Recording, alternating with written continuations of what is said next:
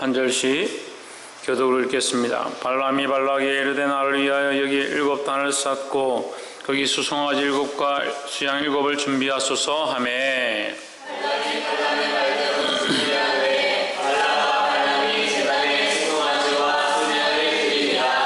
발람이 발락에게 이르되 당신의 번제물 곁에 서소서. 나는 저리로 갈지라 여호와께서 혹시 오셔서 나를 만나 시리니 그가 내게 지시하시는 것은 다 당신에게 복호하리이다 하고 사테난 산에 이른즉 하나님이 발람에게 말씀하신지라 발람이 하늘에 나를 제단에 쌓고 바람 제단에 수송아지와 수양을 드렸나이다. 여호와께서 발람의 입에 말씀을 주어 가라사대 발락에게 돌아가서 이렇게 말할지니라. 그가 발락에게 돌아가는즉 발락과 모압의 모든 고관이 번제물 곁에 함께 서더라. 발람이 노래를 지어 가로되 발락이 나를 아람에서 모압 왕 동편 산에서 데려다가 이르기를 와서 나를 위하여 야곱을 저주하라. 와서 이스라엘 꾸짖으다 하도다. 하나님이 저주하지 않으신 자를 내가 어찌 저주하며 여호와께서 우리지 않으신 자를 내가 어찌 꾸짖으랴. 내가 바위 위에서 그들을 보며 작은 산에서 그들을 바라보니 이 백성은 홀로 처할 것이라. 그를 열방 중에 하나로 여기지 않으리로다. 야곱의 깃들을 누가 이기시며 이스라엘 사분의 1을 누가 이기시고 나는 너희의 죽음을 듣기 원하며 나의 종말이 너와 같기를 바란다 하매 발락이 발람에게 이르되 그대가 어찌 내게 이같이 행하느냐. 나의 원수를 저주하라고 그대를 데려왔거늘 그대가 온전히 축복하였도다.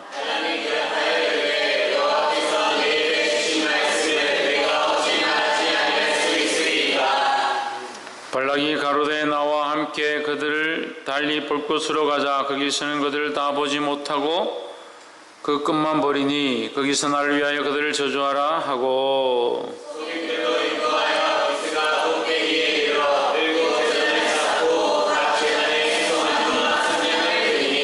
발람이 발락에게 이르되 내가 저기서 여호와를 만날 동안에 여기 당신의 번제물 곁에 서소서 하니라.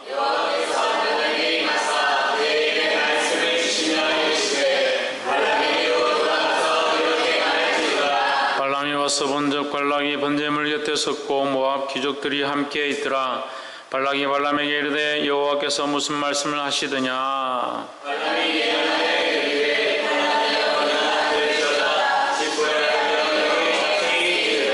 하나님은 인생이 아니시니 시건치 않으시고 인자가 아니시니 후회가 없으시도다. 어찌 그 말씀하신 바를 행치 않으시며 하신 말씀을 실행치 않으시랴.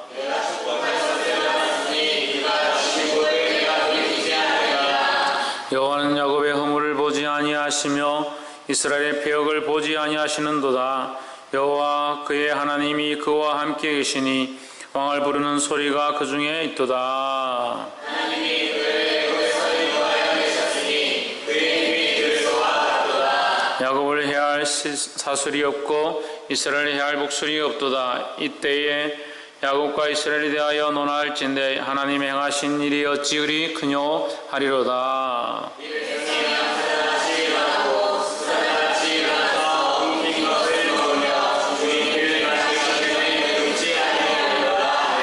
발락이 발람에게 이르되 그들을 저주하지 말고 축복하지도 말라.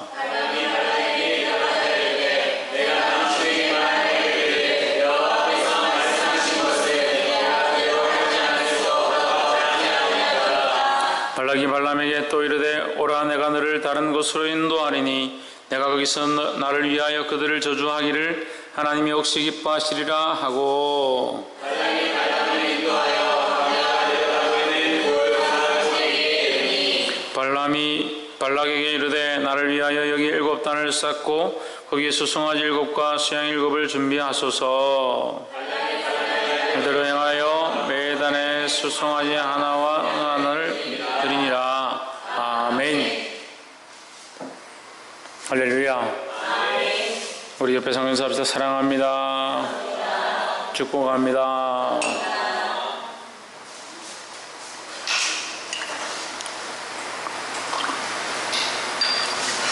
오늘 민수기 23장 말씀 이 거룩한 말씀이 저와 여러분의 삶의 도전이 되며 우리의 삶을 인도하게 되기를 주의 이름으로 축복합니다. 22장에서 발락이 발람을 찾아왔습니다. 왜 찾아왔는가? 이스라엘 백성들이 모압 땅으로 지나가는데 그 지나감을, 그 수가 많음을 두려워해서 그들에게 어떻게든 저주를 해서 그들이 이곳으로 지나가지 못하도록 그들을 또 싸워 이기도록 그렇게 하려고 발람을 불렀습니다. 근데 발람이 가지 않았습니다. 두 번째 또 보내니까 이제 다시 하나님께 묻습니다. 근데 그 태도가 뭡니까? 거기에 자기의 욕심과 인간적인 생각들이 섞여 있더라라는 거죠. 근데 오늘 23장에서 어쩔 수 없이 발람이 발락을 따라갔는데 따라가게 된 뒤에 일어난 그 발락을 통해서 요청받은 기도를 발람이 하게 되는 말씀이 기록되어 있습니다. 이 기도 가운데 발람이 이 말을 하는데 누구의 인도를 받느냐? 하나님의 인도를 받아서 하나님 원하신 말들을 하기 시작한다는 거죠. 그래서 우리는 하나님이 우리에게 주신 말씀을 전하기를 힘쓰고 하나님 주신 마음으로 말하기를 힘쓰는 자들이 되어야 합니다. 때로는 이렇게 얘기를 하다 보면요, 답답한 게 뭐냐면 성경에도 없고 진리도 없는데 자꾸 그게 진리 있냐, 그게 성경에 있느냐, 그렇게 하지 않으면 교회가 안 되고, 그렇게 하지 않으면 기간이 안 되고, 그렇게 하지 않으면 교회가 무질서해질 것이다 라고 생각하고 그것을 억지로 주장하는 사람들이 있습니다. 전에도 말씀드렸지만 그런 논리와 질서는 저도 잘 압니다. 저도 사회를 생활을 했고 어떻게 하는 것이 옳은 줄 더 잘 알고 있습니다. 근데 그게 교회를 세우느냐? 그렇지 않습니다. 왜 자꾸 그것이 절대 진리 있냐 착각을 합니까? 그럴 시간이 있으면 더 기도하십시오. 그 자기가 생각하는 그런 논리와 이론들을 가지고 교회에 자꾸 접목하려고 한다는 거예요. 그 말씀을 다 듣지 않는 거죠. 말씀이 전폭적으로 내 삶에 와서 내 삶의 전폭이 하나님의 말씀으로 바뀌어져야 되는데 말씀은 말씀이고 내 삶은 내 삶이고 그렇게 나눠 놓은 겁니다. 그러니까 의논을 하고 얘기를 하고 자기 생각들을 피력할 때에 논리 정연한 것 같고 바른 말처럼 들리지만 말씀이 아니라는 거예요. 그런 원리들도 할 수만 있으면 예수 그리스도의 복음 앞에 굴복되어진 논리와 이론들이 나와야 되는 거예요. 그래서 교회가 시끄러운 겁니다. 이쪽에서는 이게 맞다 하고 저쪽에서는 이게 맞다 하고 들어보면 둘 다 맞습니다. 논리적이고 이론적이고 사회 통념적이고 사회생활을 할 때 그렇게 해야 되는 사실들에 대해서 참 바르게 얘기하는 것처럼 보입니다. 뭐가 없느냐? 예수 그리스도가 없습니다. 그러니까 다툼이 나지요. 그러니까 분열이 쫓아나지요. 근데 왜 교회 일들을 그렇게 하는지 모르겠습니다. 회장이 되었다. 회장이 되었으니까 이렇게 해야 되고 연간 계획은 이렇게 짜야 되고 사업은 이렇게 해야 되고 회계는 이렇게 해야 되고 그렇게 주로 말하는 사람들이 그 위에 더 순종하지 않습니다. 왜 순종하지 않을까요? 자기 논리에 분명하니까요. 자기 논리가 분명하면 오히려 하나님이 세우신 질서 앞에 더 굴복해야 합니다. 그럼 하나님 세우신 질서가 뭡니까? 위로는 목사님과 목회자와 하나님 세우신 직분자들과 더 나아가 하나님 앞에서 예수 그리스도 앞에서 우리가 가져야 될 질서가 훨씬 큰 거죠. 근데 자기는 이렇게 생각하기 때문에 목사님이 그렇게 생각하는 건 아니다. 그렇게 말할 만큼 자신감이 있습니까? 얼마나 그 논리가 대단하길래 목사님이 틀렸다라고 말할 수 있겠습니까? 여러분이 가지고 있는 그런 가치관과 논리가 정확하면 예수님도 틀린 겁니까? 그러니까 말씀을 다 안 듣지요. 여러분 다 듣는 것 같아도 말씀을 다 안 듣습니다. 왜요? 자기 논리가 살아있으니까요. 자기 논리가 살아있는 사람들은 자기가 살아있는 거예요. 그게 답답한 겁니다. 자기 논리와 자기 가치관을 여전히 가지고 있으면서 나는 주님을 잘 믿기 원합니다. 예수 그리스도를 나의 주님으로 섬기기 원합니다. 말은 이렇게 하는데 자기 안에 자기 논리와 가치관과 자기가 살아왔던 이론들이 다 자리 잡고 있는 겁니다. 이 발람과 발락도 똑같은 거예요. 자기 생각에 이렇게 7마리 수양과 섬유염소를 준비해서 7재단에서 드려보고 하나님 이렇게 말씀하셨으면 정신을 차리고 해결을 해야 될 건데 또 이쪽에 가서 저쪽에 가보자. 네가 너무 이스라엘 백성을 보니까 그렇다. 저쪽 끝에 가서 해보자. 거기 가서 또 7재단을 준비하고 7수용수가 수양을 준비하고 또 하나님의 말씀을 한번 들어보자.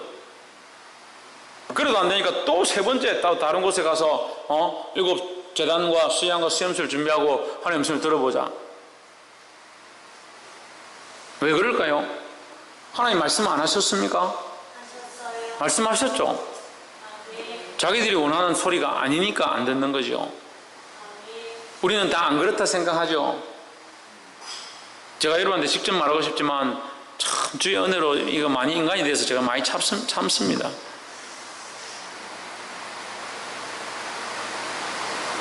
여기 다 그렇다. 여기 있는 사람들 다 자기 이론, 자기 생각들, 심지어는 박창조까지도 저 어린애까지도 자기 이론이 가득 차 있어요.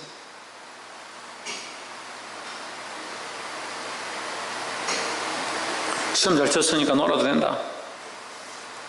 자기 이론을 든든히 세우고 있습니다.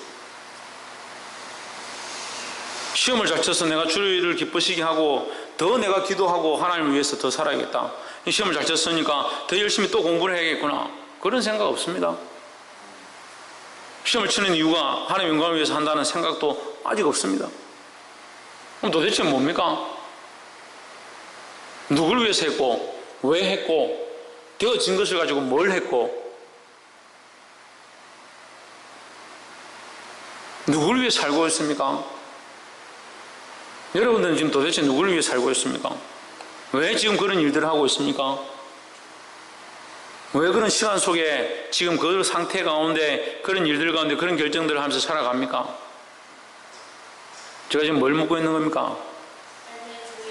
거기에 예수님이 계시냐는 거예요. 여러분이 그 하고 있는 그 행위들 가운데 그 일 가운데 그런 생각들 가운데 그런 가치관 가운데 그런 논리와 그런 삶의 현장 가운데 주님이 계시냐, 예수 그리스도가 계시냐는 거예요. 여러분이 그 일을 하고 있는 그 순간에 주님이 여러분과 함께 계시냐고요. 주님이 긴밀하게 엄밀하게 얘기하면 주님이 같이 하지 않는 게 아니라 여러분들이 주님을 모른 척 하는 거죠. 못 본 척 하는 거죠. 주님 됐습니다. 지금 제가 이거 하고 있습니다.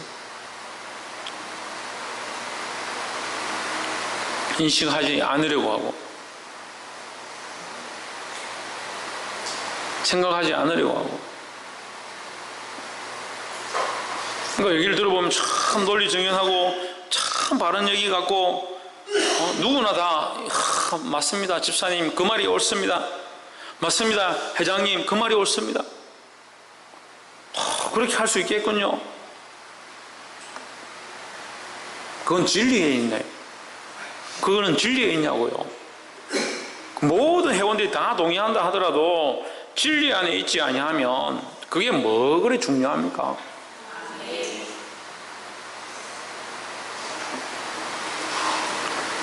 주를 향한 마음, 하나님 나라를 위한 마음. 오늘 이 두 가지의 백성이 있습니다. 한 백성은 하나님 명령하신 그 길로 걸어가고 있는 백성, 한 백성은 그 하나님 명령하신 그 길을 가는 백성들을 저주하기 위한 자리 가운데 있는 백성. 두 가지 백성이 있습니다. 저주하는 자는 이론이 틀렸고 자기의 가치관에 상관이 없고 자기가 지금까지 생각해왔던 그 논리와 틀리게 행동하고 있느냐, 천만의 말씀입니다. 자기 나름대로 이것이 도덕이고 윤리고 자기 나름대로 백성을 위한 것이고 나라를 지키기 위해서, 이 모압 땅을 지키기 위해서 자기 나름대로 노력하고 계획하고 자기의 논리를 꺼내서 자기가 할 수 있는 모든 수단과 방법들을 동원하고 귀족들을 동원하고 재물을 끌고 와서 이 발람에게 왔다는 거예요. 축복해달라, 이스라엘 저주해달라, 그 얘기를 하고 있습니다. 교회 안에 수많은 사람들이 이 발락의 자리에 서 있으면서 자기는 발람의 말을 하고 있다고 착각을 하는 겁니다.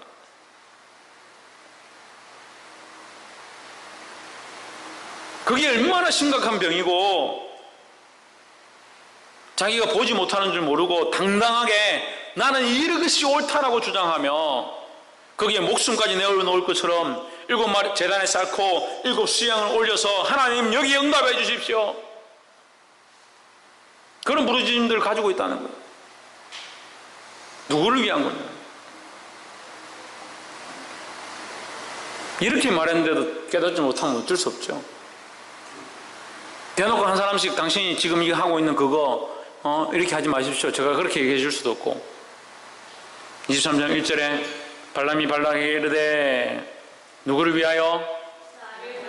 나를 위하여 여기 제단 7을 쌓고 거기 수송아지 7마리와 수양 7마리를 준비하소서 했습니다. 발락의 생각과 가치관은 정말 논리정연하고 나라와 민족을 위한 것처럼 보이고 더 나아가서 옳은 일을 위해서 하는 것처럼 보이지만 그는 결국 누구를 위하여 구하느냐? 자기를 위해 수고하는 것입니다. 이제 발람은 뭐라고 합니까? 12절에 대답하여 가로되 여호와께서 내 입에 주신 말씀을 내가 어찌 말하지 아니할 수 있으리까 하는 겁니다. 발람은 자기를 위하여 말하지 않는 겁니다. 발락은 자기를 위하여 말해달라고 했지만 발람은 발락을 위해서도 말하지 않을 뿐더러 자기를 위해서 말하지도 않는다는 거죠. 그럼 발람은 누구를 위해서 얘기하고 있습니까? 하나님을 위하여, 여호와를 위하여 말하고 있다는 겁니다. 우리의 입술은 어디에 쓰임받습니까? 누구를 위하여 쓰임받습니까? 누구를 위하여 좋은 말을 합니까?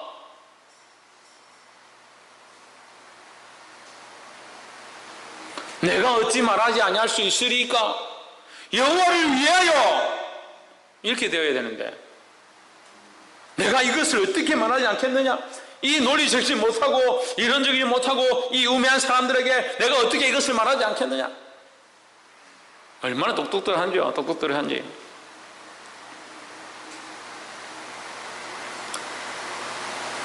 내 입술이 시건치 않도록, 내 입술에서 죄의 말들이 나오지 않도록, 내 입술에서 헛된 소리들이 흘러가지 않도록, 내 삶이 헛된 길과 잘못된 길과 어그러진 길로 가지 않도록 날마다 깨어 있어야 될 줄 믿습니다. 그 방법이 뭐냐? 여호와께서 내게 이르시는 것, 여호와께서 내게 주신 것, 여호와께서 내게 허락하신 것, 이것을 잊어버리지 않는 겁니다. 이것을 말하고 이것을 살아가고 이것을 위하여 수고하는 겁니다. 이 말씀을 실컷 듣고도 같이 기도합시다. 그러면 주여 오늘 내가 이게 필요하고 이렇게 살기를 원하고 이렇게 도와주시고 나에게 이것이 없으면 안 될 것 같고. 우리가 발락과 뭐가 다르냐고. 발락과 이렇게 연약한데도 하나님 우리를 불쌍히 여기시니까 참 감사하죠.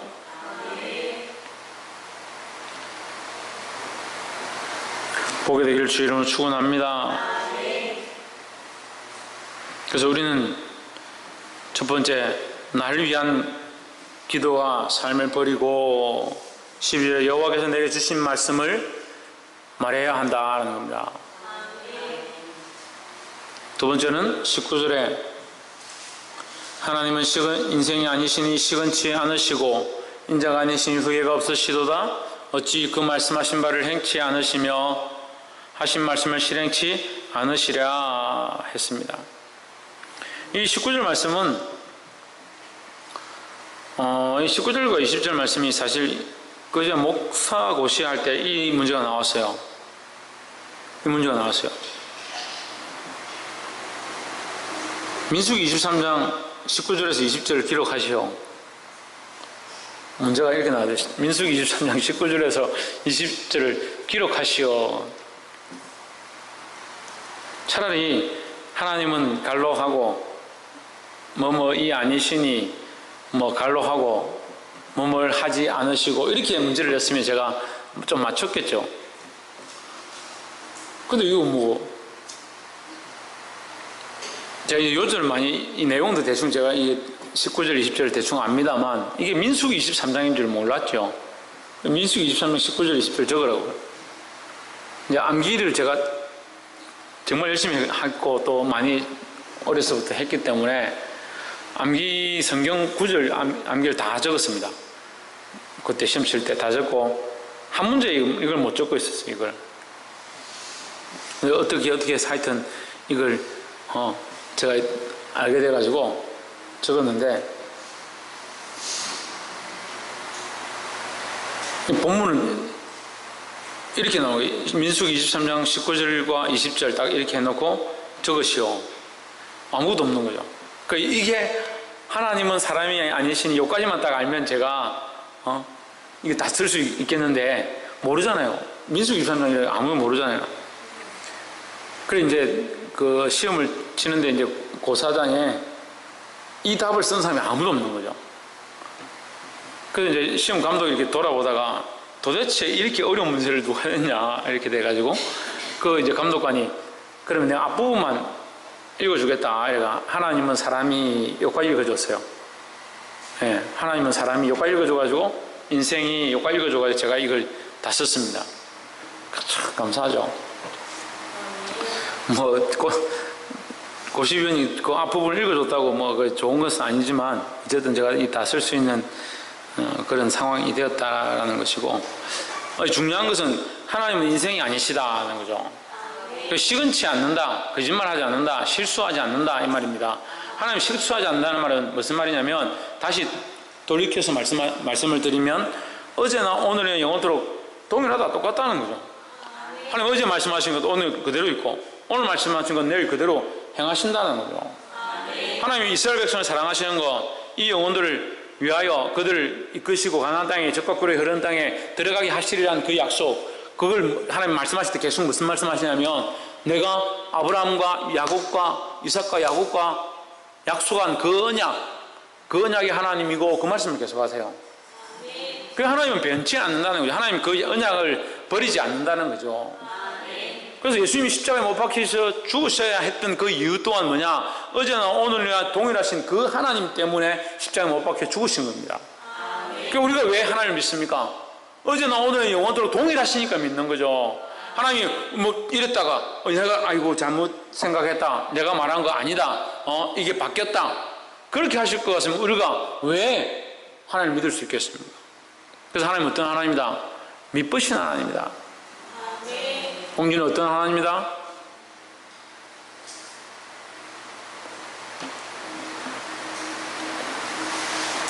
미쁘신 하나님 뭐예요? 믿을만한, 믿을 수밖에 없는, 절대 변치 않는 하나님인 줄 믿습니다. 하나님 인생이 아니신 시건치 아니하고 인자가 아니신 후회가 없으시도다. 어찌 그 말씀하신 바를 행치 아니하시며 하신 말씀을 실행치 않으시랴. 말씀하신 게 틀린 적이 없기 때문에, 또한 말씀하신 게 틀릴 수가 없기 때문에 하나님 처음 말씀하시면 그걸 바꾸지 않아도 이루어진다라는 거죠. 그것을 하나님 처음 말씀하신 것을 그대로 이루어도 문제가 없다. 우리는 이렇게 하겠습니다 하다가 실제로 해보니까 이렇게 하니까 안 좋다. 그럼 또 바꿔야 되잖아요. 그렇지만 하나님은 이렇게 하신다 했을 때 이게 바꿀 필요가 없는 거죠. 그래서 하나님은 이렇게 신실한 분이시기 때문에 우리가 믿을만하고 그 예수님을 십자가에 못 박히도록 보내셨다는 거예요. 그래서 우리가 그 하나님을 믿습니다. 왜? 다시 예수님을 보내실 것이기 때문이에요. 마지막으로 24절, 이 백성이 암사자같이 일어나고 수사자같이 일어나서 훔킨 것을 먹으며 죽인 피를 마시기 전에는 눕지 아니하리로다 했습니다. 이것은 뭘 말합니까?